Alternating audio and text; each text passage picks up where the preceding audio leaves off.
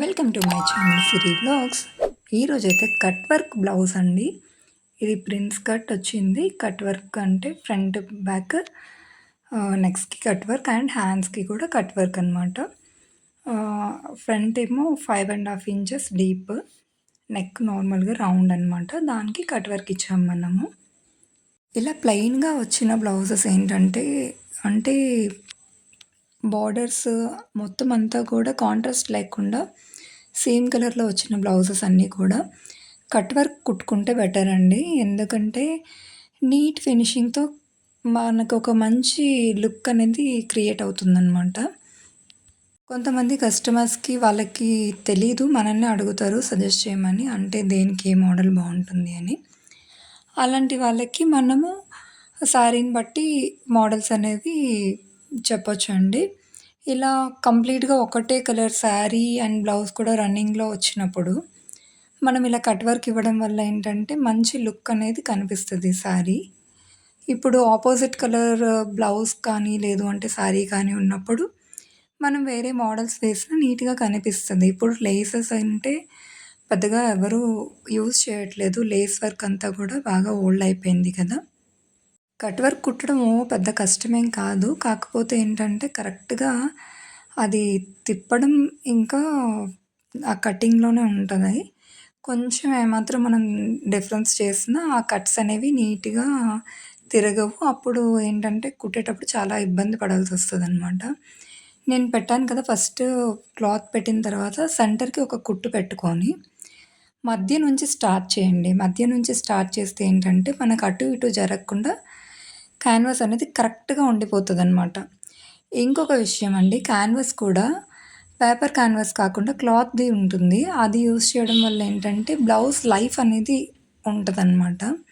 అంటే ఒక 2, 3 వాష్‌ల తర్వాత అది మెత్తగా అయిపోవడం, లేదు అంటే దగ్గరికి అయిపోవడం లాంటిది ఉండదు. ఇంకా వాళ్ళు ఐరన్ చేసిన ప్రతిసారి కూడా అది ఇంకా స్టిఫ్‌గా కనిపిస్తది. పైనుంచి ఇలా స్టిచ్ పెట్టడం అనేది మ్యాండేటరీ ఏం కాదు. కానీ అలా పెట్టడం వల్ల ఏంటంటే క్లాత్ పైకొచ్చేయకుండా నీట్‌గా ఉంటది. కొంచెం ఎక్స్‌ట్రా వర్క్ అండి. కాకపోతే కస్టమర్‌కి బ్లౌజ్ అనేది చాలా నీట్ లుక్ అనేది కనిపిస్తదనమాట. నా ఛానల్‌ని ఇంకెవరైనా సబ్స్క్రైబ్ చేసుకోని వాళ్ళు ఉంటే సబ్స్క్రైబ్ చేసుకోండి. వీడియో చూసిన వాళ్ళు ఖచ్చితంగా. ఎందుకంటే నేను ముందు ముందు టైలరింగ్‌లో చిన్న చిన్న టిప్స్, మీకు కావాల్సిన కటింగ్స్, హ్యాండ్ మోడల్స్, పైపింగ్స్, చిన్న చిన్న ట్రిక్స్ ఇలాంటివన్నీ చూపిస్తాననమాట. హెమ్మింగ్ నుంచి స్టార్ట్ చేసి కట్టింగ్, స్టిచ్చింగ్, తర్వాత పైపింగ్స్ ఎలా వేయాలి, టాజిల్స్ ఎలా కుట్టుకోవాలి, తర్వాత టాజిల్స్‌లో మోడల్స్, ఇంకా పైపింగ్ థ్రెడ్స్‌లో ఎన్ని రకాలుంటాయి, ఎలాంటి పైపింగ్‌కి ఏ ఫూట్ వాడాలి, సింగిల్ ఫూట్‌తో కొన్ని పైపింగ్స్ ఎయ్యొచ్చు.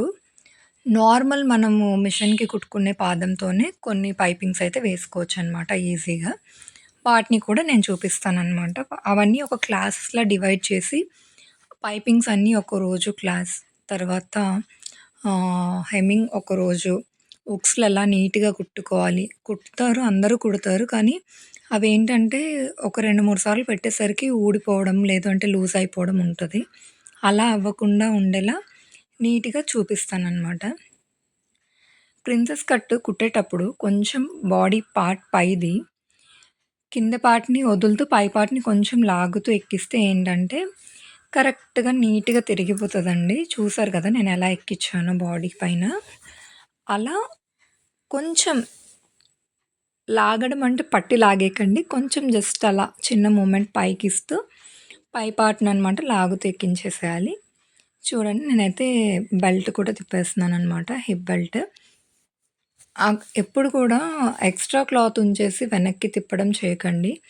ఇలా సెపరేట్‌గా బెల్ట్ వేయడం వల్ల ఏంటంటే అక్కడికి కరెక్ట్‌గా బ్లౌజ్ విరిగి వెనక్కి తిరిగిపోతదనమాట. అప్పుడు లైనింగ్ అనేది మనకి బయటికి కనిపించకుండా నీట్‌గా వచ్చేస్తది బ్లౌజు. దీన్ని హెమ్మింగ్ చేసుకోవాలి. కుట్టు మాత్రం పెట్టకండి. నీట్‌గా కనిపిస్తది హెమ్మింగ్ చేస్తే. ప్రిన్సెస్ కట్ బ్లౌజ్ కటింగ్ కావాలంటే నాకు అడగండి. నేను అదొక రోజు వీడియో తీస్తాను. అంటే పర్ఫెక్ట్ మెజర్‌మెంట్స్‌తో ప్రిన్సెస్ కట్‌ని ఎలా కట్ చేసుకోవాలి అనేది. ఇది చూడండి హ్యాండ్స్‌కి కూడా కట్ వర్కే ఇచ్చాననమాట. బార్డర్ ఉంది గదా! కొంచెం స్టిఫ్‌గా ఉంటుంది, బావుంటుంది అని చెప్పి హ్యాండ్స్‌కి కూడా కట్ వర్కే ఇచ్చాను. అది గూడా సేమ్ దానిలానే స్టిచ్ చేసేసి, కట్ చేసి బ్యాక్ సైడ్ తిప్పేసి పైనుంచి స్టిచ్ వేసుకోవడమేని. ఇప్పటికే చాలామంది సబ్స్క్రైబ్ చేసుకున్నారు ఛానల్. అడుగుతున్నారు స్టిచింగ్ వీడియోస్ అంటే ఫ్రాక్ కటింగ్ కావాలి, నెక్స్ట్ డ్రెసెస్ కటింగ్ కావాలి అని చెప్పేసి. నేనైతే ప్రతి ఒక్కరి కామెంట్స్ కూడా చదువుతున్నాను అండ్ వీడియోస్ కూడా చేస్తానండి. కొంచెం టైం అనేది కావాలి. ఎందుకంటే నేను టైలర్‌ని టైంకి డెలివరీస్ ఇవ్వాల్సి ఉంటది. ఒక్కదాన్నే కుడతాను కాబట్టి. నేను అది ఇది మేనేజ్ చేయాలి కాబట్టి కొంచెం లేట్ అవుతుంది. కాకపోతే ఖచ్చితంగా వీడియో అయితే నేను పోస్ట్ చేస్తాను. అడిగిన ప్రతి వీడియో కూడా నేను పోస్ట్ చేస్తానండి. ఇంకా కొంచెం మనకి సపోర్ట్ వస్తే ఇంకా నేను మా హస్బెండ్ హెల్ప్ కూడా తీసుకుంటాను కొన్ని వీడియోస్ కోసం. తను జెంట్స్ వర్క్ చేస్తారండి. జెంట్స్ వర్క్ ఎవరైనా చేసేవాళ్ళు ఉంటే అందులో గూడా మీకేమైనా డౌట్స్ ఉంటే అడగండి. అడిగితే నేను తనతో ఒక వీడియో కూడా చేయిస్తాను ఖచ్చితంగా. చూసారు కదా! నేనెలా స్టిచ్ చేస్తున్నానని. ఆపి, ఆపి ఫూట్‌ని మధ్య మధ్యలో పైకి ఎత్తుతూ స్టిచ్ చేసుకోవాలి. కట్ వర్క్ ఏంటంటే కొంచెం మనము నీడిల్‌ని కార్నర్‌లో కాకుండా సైడ్‌కి వెళ్ళిపోయినా కూడా అది మనకి కట్ అనేది తిరగదు. ఇలా స్ట్రెయిట్‌గా స్టిచ్ అయితే ఫస్ట్ వేసుకోండి బిగినర్స్ ఎవరైనా ఉంటే. అలా వేసిన తర్వాత ఇలా కంటిన్యూస్‌గా సేమ్ యాజ్ ఇట్ ఈస్‌గా ఆ పాయింట్స్ ఎక్కడైతే ఉన్నాయో అక్కడ నీడిల్‌ని కిందకి దించి, ఆ తర్వాత పాదాన్ని పైకెత్తండి. సేమ్ యాజ్ ఇట్ ఈస్‌గా అంతే. ఆ కార్నర్ ఎక్కడుందో అక్కడ నీడిల్ మాత్రం కిందకే ఉండాలి. నీడిల్ కిందకి పెట్టి మాత్రమే మనం ఫూట్‌ని పైకి ఎత్తాలనమాట. లేకపోతే అది జరిగిపోతుంది. అప్పుడు మనకి కట్ వర్క్ అనేది అంత నీట్‌గా కనిపించదనమాట. ఇలా ఈ ట్రిక్‌తో ఇలా స్టిచ్ వేసుకుంటే మాత్రం కట్ వర్క్ అనేది జరగకుండా, క్లాత్ అటు ఇటు జరగకుండా చూసారు కదా! నేనెలా తిప్పేస్తున్నానో హ్యాండ్‌తో. అలా మీరెంత ఈజీగా తిప్పుకున్నా గూడా మీకు కొంచెం గూడా ఉగ్గులు గానీ, ముడతలు కానీ కట్ వర్క్ తిప్పేటప్పుడు చాలామందికి వచ్చే కంప్లెయింట్ ఏంటంటే, బ్యాక్ సైడ్ మనము రివర్స్ చేసిన తర్వాత అక్కడ మొత్తం ఉగ్గుల్లాగా వచ్చేసి ఫోల్డ్స్ వచ్చేస్తాయి. అలా రాకుండా ఉండాలంటే ముందు స్ట్రెయిట్‌గా ఒక స్టిచ్ మాత్రం ఖచ్చితంగా వేసుకోండి. వేసుకున్న తర్వాత దాన్ని ఇలా కట్స్ అన్నీ పెట్టేసుకోవాలి. కాట్లు పెట్టండి. కాట్ ఎలా ఉండాలంటే స్టిచ్ పై వరకు వెళ్ళకూడదు. స్టిచ్ వరకు ఖచ్చితంగా కాటు వెళ్ళేలా పెట్టండి. పెట్టిన తర్వాత దాన్ని రివర్స్‌లో తీసిన తర్వాత ఒకసారి అంతా కూడా చేత్తో నీట్‌గా అడ్జస్ట్ చేసుకోండి. లేదు మీరు ఐరన్ చేయగలరు, ఐరన్ అవైలబుల్‌లో ఉంది మీకు అనుకుంటే ఒక్కసారి నీట్‌గా అంతా ఐరన్ చేసేసుకొని దానిపైన స్టిచ్ అయితే వేయండి.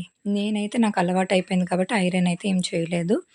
నేను బ్లౌజ్ మొత్తం కంప్లీట్ అయిన తర్వాత ఓవర్‌లాక్ చేసిన తర్వాత మాత్రమే ఐరన్ చేస్తాను. ముందు లైనింగ్స్ కట్ చేసినప్పుడే ఐరన్ చేసుకుంటా. ఆ తర్వాత ఇంకా ఐరన్ నేను యూజ్ చేయను. చూసారు కదా! ఇప్పుడు షోల్డర్స్ అయితే జాయిన్ చేసేస్తున్నాను. అయిపోయిందండి కట్ వర్క్ మొత్తం. హ్యాండ్స్‌కి, నెక్స్‌కి కూడా కట్ వర్క్ కంప్లీట్ అయిపోయింది. ఇప్పుడు షోల్డర్స్ అయితే జాయిన్ చేసేస్తున్నాను. షోల్డర్స్ జాయిన్ చేసేటప్పుడు ఎప్పుడు గూడా మనము భుజం వైపు నుంచి అంటే లోపల వైపు నుంచి నెక్ లోపల వైపు నుంచి షోల్డర్ వైపు రావాలి. నెక్ సైడ్ నుంచి స్టార్ట్ చేసి మన షోల్డర్ వైపు జాయింట్ చేయాలి. అలా చేయడం వల్ల ఏంటంటే మనకేమైనా కొంచెం ఎక్స్ట్రా వస్తే అప్పుడు మనం షోల్డర్ సైడ్ కట్ చేసేయొచ్చు. నెక్ సైడ్ కట్ చేయాల్సిన అవసరం ఉండదనమాట. చూసారు కదా! ఇప్పుడు హ్యాండ్ జాయింట్ చూపిస్తున్నాను నేను. సెంటర్ నుంచి స్టార్ట్ చేసి స్ట్రెయిట్‌గా హ్యాండ్‌ని ఎప్పుడూ లాగకూడదండి. కింద బాడీని కొంచెం ముందుకు లాగుతూ పైన హ్యాండ్‌ని పట్టుకోవాలి జస్ట్ అంతే. ఎందుకంటే మన ఫూట్ పై క్లాత్‌ని లాగేస్తది. కాబట్టి కింది క్లాత్ వెనక్కెళ్ళిపోయి మనకి ఖర్చు తగ్గిపోతది. అంటే హ్యాండ్‌కి, బాడీకి డిఫరెన్స్ వచ్చేస్తది. అందుకని కింద బాడీని కొంచెం హ్యాండ్‌తో పట్టుకొని పైన హ్యాండ్‌ని లూజ్‌గా వదిలితే కరెక్ట్‌గా ఎక్కేస్తదనమాట. అప్పుడు ఇలా మీకు ఉగ్గులవి రాకుండా నీట్‌గా వస్తది హ్యాండ్. ఎలాంటి క్లాత్‌కైనా సరే హ్యాండ్‌ని ఈజీగా జాయిన్ చేసుకోవచ్చు ఈ మెథడ్‌లో. అలానే హ్యాండ్ జాయిన్ చేసిన తర్వాత ఖచ్చితంగా డబుల్ స్టిచ్ అనేది వేసుకోవాలి. డబుల్ స్టిచ్ వేయకపోతే అది ఏంటంటే ఒకవేళ స్టిచ్ ఏమైనా ఎక్కడైనా ఊడిందంటే మొత్తం హ్యాండే వచ్చేస్తది. కాబట్టి డబుల్ స్టిచ్ ఖచ్చితంగా వేయండి. కొంతమంది సింగిల్ స్టిచ్‌తో వదిలేస్తూ ఉంటారు. అలా వదిలేయకండి.